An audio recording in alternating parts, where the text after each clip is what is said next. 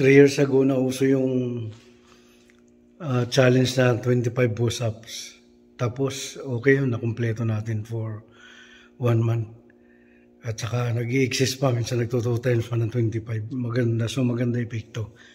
Itong nakaraan, nalo tayo dun sa DART, may sponsored ng binigay na pang push-up.